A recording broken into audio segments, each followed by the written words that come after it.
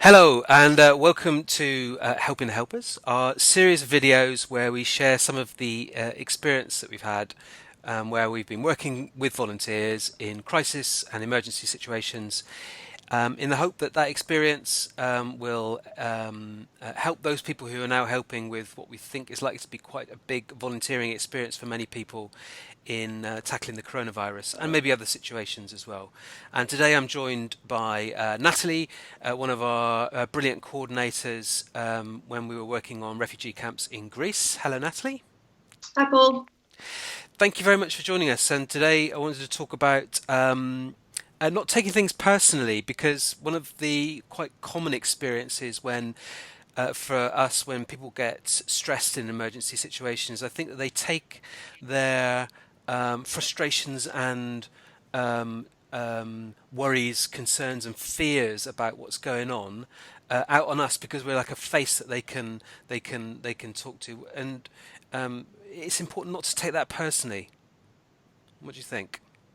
Yeah, absolutely. I can think of an immediate example actually, and this was from last year when I was volunteering on the camp in Greece. We had the population of the camp double overnight, and we had people coming from quite difficult situations, and they were from all over the world. And I was running the free shop at the time, and so we were trying to figure out how much to buy to supply the new residents of the camp. And we'd gone from kind of having a very fixed amount and knowing how much we needed to it being a huge set of unknowns, set of demands.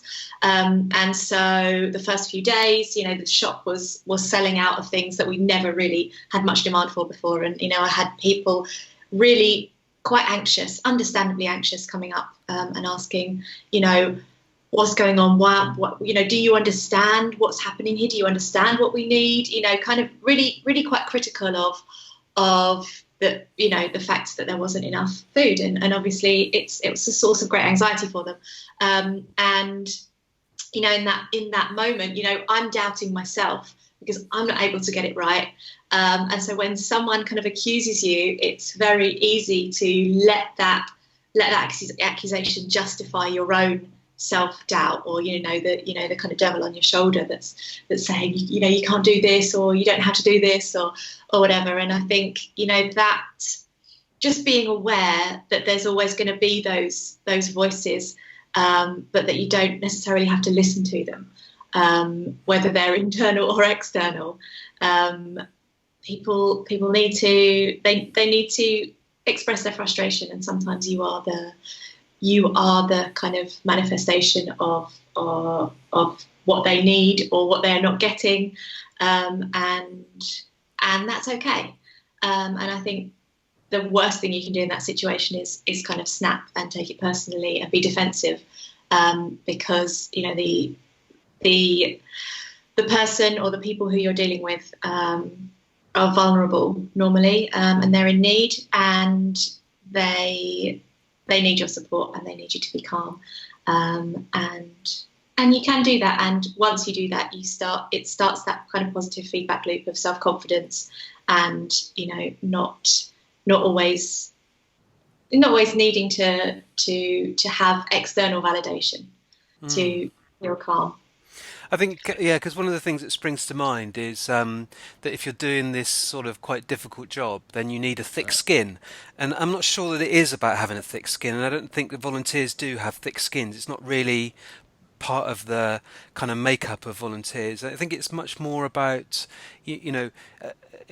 understanding that when people they might get insulting, when they get angry, and I've had plenty of people angry with me, demanding things, and I've had to say, look, I can't do that for you. And it's not that I'm hard-hearted about it. It's about saying, I understand that you're angry and frustrated with this situation, and what has been a common experience of mine is when someone has done that, like maybe 2 or 3 hours later, they've come back and apologised. Mm-hmm.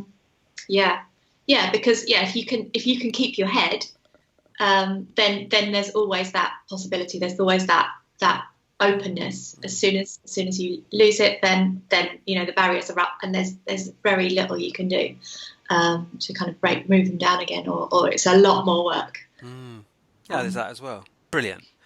Great, thank you very much. And thank you for watching. Please tell us what you think, ask us anything.